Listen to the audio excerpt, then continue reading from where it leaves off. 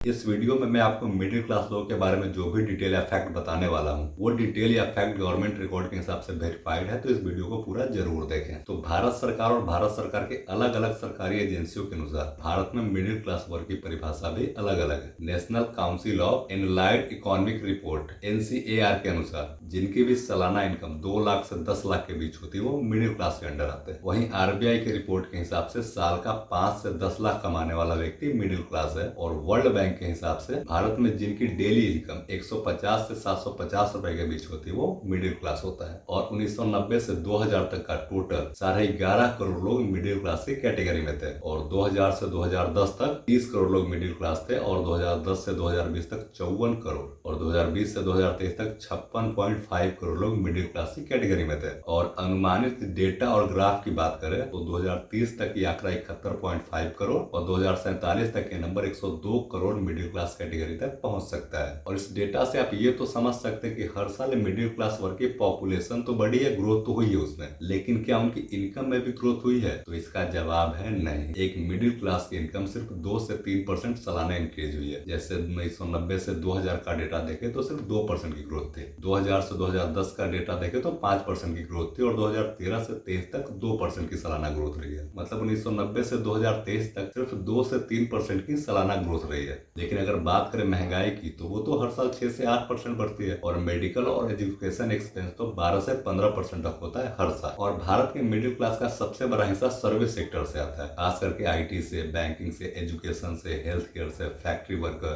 Construction worker, government job, छोटे व्यापारी या स्किल्ड एम्प्लॉय और किसान। अभी 2024 में होम क्रेडिट इंडिया मतलब कि HCIA ने भारत के 17 सिटी पर एक रिसर्च किया, जिसमें दिल्ली, मुंबई, कोची, हैदराबाद, पुणे और बेंगलुरु जैसे सिटी शामिल थे। और 2500 से अधिक लोगों पे सर्वेक्षण किया गया जिनकी एज ग्रुप 18 से 55 साल थी। और उनकी सालाना इनकम 2 से 5 लाख के बीच निकल के आई। और जब इस इनकम को खर्चे में कन्वर्ट किया गया तो टोटल कमाई का 26% राशन में गया, 21% रेंट में गया, 19% ट्रांसपोर्टेशन में गया, 15% एजुकेशन और हेल्थ केयर में गया और 7% में इलेक्ट्रिकल एंड वाटर बिल्स और अदर बिल्स के खर्चे आए। मतलब टोटल कमाई का 88% जरूरत के सामान में ही खर्च हो गया। और सेविंग के नाम पे ज्यादा कुछ बचा नहीं एक मिडिल क्लास के पास। और जैसे तैसे थोड़ा बहुत सेविंग वो कर भी ले तो Sahara scam, Yes Bank scam, cooperative bank scam, MLM scam, Saradha chit fund scam या रिसेंटली फॉरेक्स स्कैम, इन सब स्कैम में पैसा तो मिडिल क्लास का ही डूबता है। और इसके बाद भी अगर कुछ सेविंग बच जाता है तो उस सेविंग पर भी TDS टैक्स लग जाता है। इंडिया में मिडिल क्लास टोटल पॉपुलेशन का 40% था 2023 के रिपोर्ट में। और भारत की टोटल संपत्ति का 29% हिस्सा मिडिल क्लास ओन करता है। लेकिन बात करें टैक्स की तो 2023 में भारत सरकार को total tax collection 36.62 lakh crore का था, जिसमें से कॉर्पोरेट टैक्स 9.11 लाख करोड़ था जो टोटल टैक्स का 24.89% था। लेकिन मिडिल क्लास ने 7.8 लाख करोड़ टैक्स दिया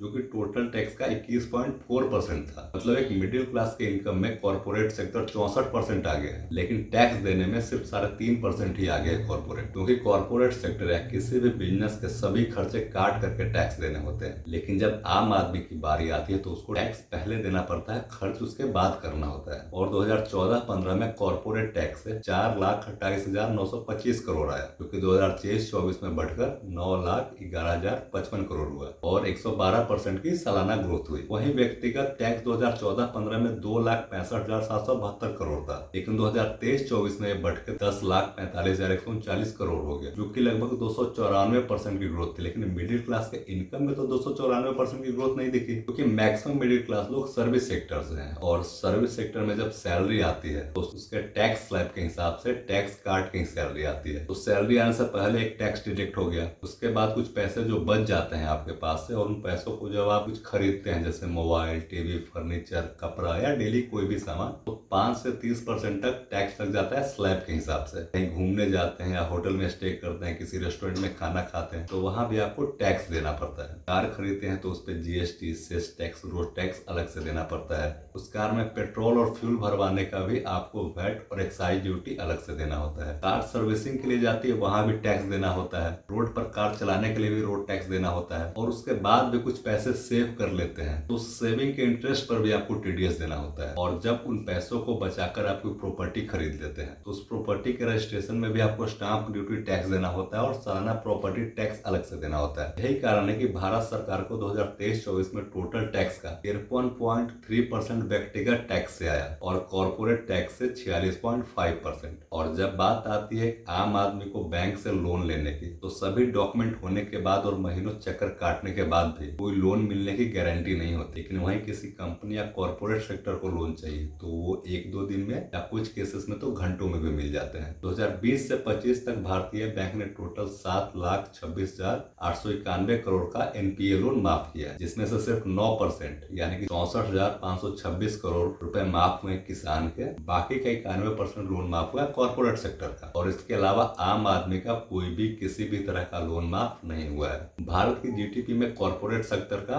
50 से 55% योगदान है, वहीं मिडिल क्लास का 30 से 35%। इसके बाद भी सेविंग के नाम पे मिडिल क्लास के पास कुछ नहीं है। एक सर्वे के अनुसार 82% शहरी मिडिल क्लास के पास अपना हेल्थ इंश्योरेंस नहीं है और ओवरऑल 54% मिडिल क्लास लोगों के पास अपना हेल्थ इंश्योरेंस नहीं है। और सेविंग तो बहुत दूर की बात है, मतलब सिर्फ एक मेडिकल इमरजेंसी आपको मिडिल क्लास से लोअर क्लास में ला सकती है। और कुछ मेन चैलेंजेस भी है मिडिल क्लास के सामने, जिससे वो या तो रिच नहीं बन पाते या कभी भी अपर मिडिल क्लास में नहीं जा पाते। इससे मिडिल क्लास लोगों की मेन इनकम सैलरी बेस्ड होती है, जो धीरे धीरे ग्रो करती है, लेकिन महंगाई उससे तेज बढ़ती है, जिसके कारण सेविंग और इन्वेस्टमेंट की हैबिट कभी बन ही नहीं पाती मिडिल क्लास की। सेकंड, बहुत से लोग अपनी जॉब और सैलरी से संतुष्ट हो जाते हैं और अच्छी स्किल्स और एजुकेशन के बाद भी ग्लोबल लेवल की जॉब नहीं सर्च कर पाते या ज्वाइन नहीं कर पाते। तीसरा, सेविंग और इन्वेस्टमेंट के नाम पर एफडी ही सिर्फ पता होता है मिडिल क्लास को, जो कि महंगाई के बराबर ही रिटर्न देती है, उससे थोड़ा बहुत कम ज्यादा देती है और इससे कभी भी वेल्थ क्रिएट नहीं किया जा सकता। कुछ नया करने से डरता है मिडिल क्लास, बिजनेस करने से डरता है, स्टॉक मार्केट से डरता है, अपने स्किल्स को अपने आप को